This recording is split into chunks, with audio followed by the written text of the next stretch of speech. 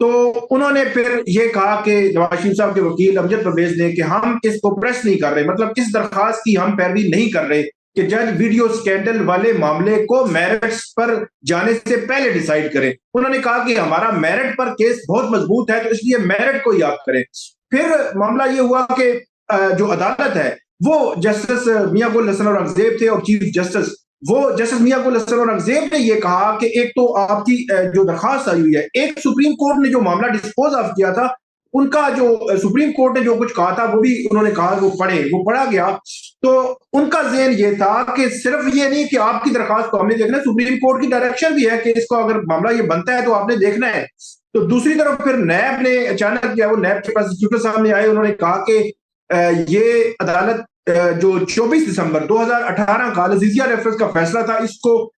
جو ہے وہ سیٹ اسائڈ کرے، مطلب کالعدم قرار دے دے، اور عدالت جو ہے وہ اس معاملے کو ریمانڈ بیک کرتے احتساب عدالت کو۔ پہلے تو جو اعظم نذیر تارڑ تھے اور امجد پرویز نواز شریف صاحب کے وکیل، وہ تقریباً 10-15 منٹ انہوں نے اس بات پہ لگائے اور عدالت کو کنونس کرنے کی کوشش کی کہ کیونکہ مرحوم جج جو ہے وہ اس دنیا سے جا چکے ہیں، ان کے حوالے سے بہت سخت آبزرویشن سپریم کورٹ میں موجود ہے، اگر معاملہ کھلے گا تو بہت ساری چیزیں اس میں سامنے آئے گی، تو اس لیے آپ اس کو چھوڑیں اور ہمیں میرٹ پر سنیں، اور میرٹ پر سن کر آپ خود ہی فیصلہ کر دیں۔ 10-15 منٹ انہوں نے بہت کوشش کی، لیکن اس دوران جب نیب نے اپنا موقف لیا تو اس پر ججز نے ان کو کہا کہ اب آپ بتائیں کہ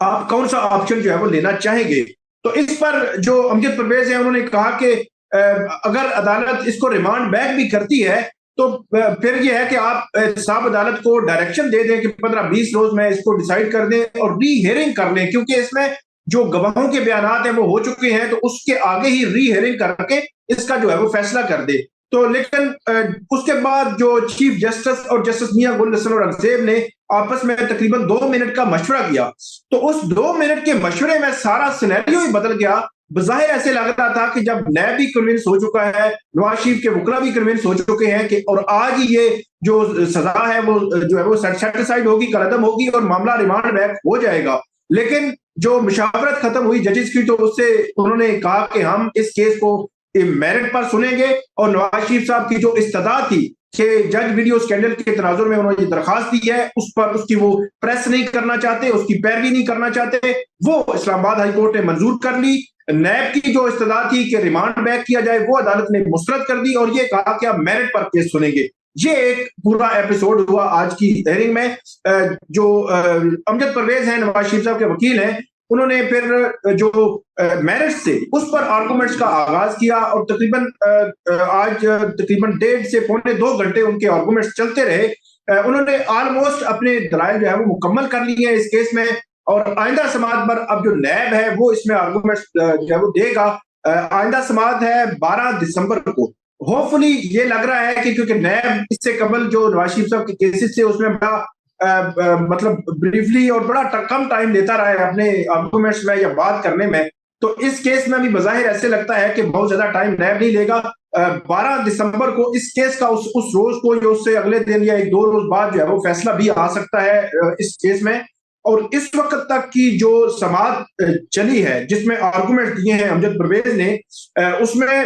بہت سارے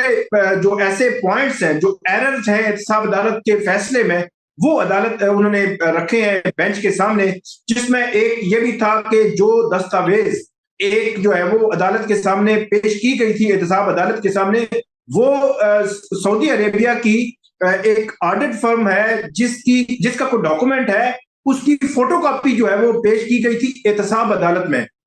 اور اس میں انہوں نے عدالت نے یہ سوال اٹھایا کہ فوٹو کاپی جو پیش کی گئی، کیا وہ فوٹو کاپی پیش کی جا سکتی ہے یا عدالتی ریکارڈ کا حصہ بن سکتی ہے جب ٹرائل ہو رہا ہو؟ تو اس پر انہوں نے کہا کہ ہم نے آبجیکشن اٹھایا تھا، ہمارا آبجیکشن آج بھی جو ہے موجود ہے، لیکن اس وقت کے جج جو ہے جج محمد بشیر، انہوں نے ہمارا آبجیکشن لے کے آرگومنٹس لے کے اس آبجیکشن پہ نیب کے بھی ہمارے بھی، تو انہوں نے اس کو عدالتی ریکارڈ کا حصہ بنا دیا تھا۔ اس پر چیف جسٹس عامر فاروق قدرے حیران بھی ہوئے کہ ایک فوٹو کاپی کو آپ کیسے جو ہے وہ اس کو عدالتی ریکارڈ کا حصہ جو ہے وہ بنا سکتے ہیں۔ اس کے علاوہ بھی جو نواز شریف صاحب ہیں ان کی جو تنخواہ پہ ان کو جو قابل ادائیگی جو تنخواہ ہے وہ لینے سیلری کے حوالے سے جو معاملہ تھا سپریم کورٹ میں، اس کو بھی انہوں نے چھیڑا. تو اس میں انہوں نے جب یہ پوچھا کہ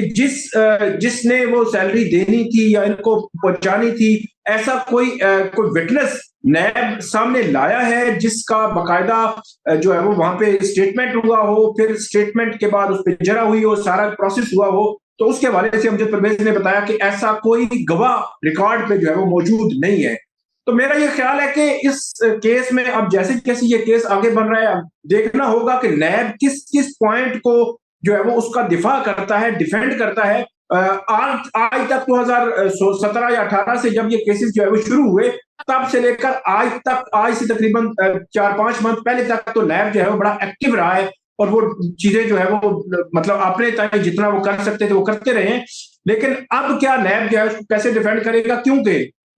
جو سیلری والا جو معاملہ ہے اس پہ سابق وزیر اعظم نواز شریف ان کو منتخب وزیر اعظم جو ہے ان کو سپریم کورٹ نے گھر بھیج دیا تھا اور ان کو فار لائف جو ہے وہ نااہل کر دیا تھا. وہ ایک ایسا سوال جو ہے وہ موجود ہے جس کا جواب اگر اسلام آباد ہائی کورٹ نے ان ڈیپتھ دیکھا تو اس کا جواب بھی اس ججمنٹ میں اسلام آباد ہائی کورٹ کی العزیزیہ ریفرنس کی جو ججمنٹ ہے اس میں آ سکتا ہے. لیکن کیا جواب آئے گا؟ تو میرا یہ خیال ہے کہ جواب آنا بہت مشکل ہے، کیونکہ جج ارشد ملک ویڈیو سکینڈل والا معاملہ جہاں پہ نواز شریف صاحب پیچھے ہٹے ہیں، وہیں پہ عدلیہ نے بھی اس کو چھیڑنے کی جو ہے وہ کوشش نہیں کی، اور یہ رستہ جو ہے وہ کھلا رکھا ہے کہ اگر ایک جج ویڈیو سکینڈل آیا ہے 2018 یا 19 میں تو 2023 اور 24 میں بھی آئے، اور یہ رستہ جو ہے وہ کھلا رہے. وہ کرنا چاہیے یہ تھا کہ کم سے کم اس حوالے سے چیزیں طے ہو جاتی کہ اگر کوئی ٹرائل کا جج، کوئی عدلیہ کا کوئی بھی بندہ جو ہے وہ اگر کہیں پہ بھی کسی کے خلاف بھی کسی کے کہنے پر استعمال ہوگا تو اس کے جو ہے وہ کانسیکوینسز ہوں گے، اور ان کو مثال بنایا جاتا. بے شک وہ دنیا سے جا چکے ہیں، ان کے حوالے سے کوئی چیزیں نہ لکھی جاتی، لیکن کم سے کم ریکارڈ کی درستگی کے لیے کچھ معاملات کو چھیڑنا ضروری تھا، ان کے حوالے سے ججمنٹ جو ہے وہ آنا ضروری تھا، جس کو جو اسلام آباد ہائی کورٹ نے نہیں چھیڑا. اب دوسرا جو معاملہ ہے کہ جو تنخواہ انہوں نے جو قابل ادائیگی جو تنخواہ تھی یا سیلری تھی اس کے حوالے سے سپریم کورٹ ایک ججمنٹ دے چکی ہے، تو کیا اسلام آباد ہائی کورٹ اس پہ آبزرویشن دے گی اپنی ججمنٹ میں؟ بہت مشکل نظر آتا ہے، کیونکہ اس سارے سینیریو میں 2017، 18 اور 19 کی جو جوڈیشری تھی، سپریم کورٹ سے لے کر ہائی کورٹ اور نیچے ٹرائل کورٹ تک، تمام لوگ جو ہے وہ کہیں نہ کہیں ان کا اپنا اپنا حصہ ہے ہر کسی کا. تو وہ یقینی طور پر جوڈیشری بھی چاہے گی کہ اس معاملے کو جو ہے وہ نہ چھیڑا جائے جس کا ڈائریکٹ افیکٹ اس وقت کے سپریم کورٹ اور اس وقت کے سپریم کورٹ کے ججز پر جو ہے وہ جائے، اور سوال اٹھے کہ اس وقت کے سپریم کورٹ کے ججز نے کیسے ایک منتخب وزیر اعظم کو جو ہے وہ گھر بھیج دیا تھا. تو یہ وہ چیزیں ہیں. اب نیکسٹ جو ہیئرنگ ہے 12 دسمبر کو، اس پر اس کا فیٹ اب ڈیسائیڈ ہونا ہے کہ کیا اسلام آباد ہائی کورٹ جو نواز شریف صاحب کی اپیل منظور کر کے ان کو اس آخری کیس میں بھی جو ہے وہ بری کرتی ہے یا نہیں کرتی. بالکل.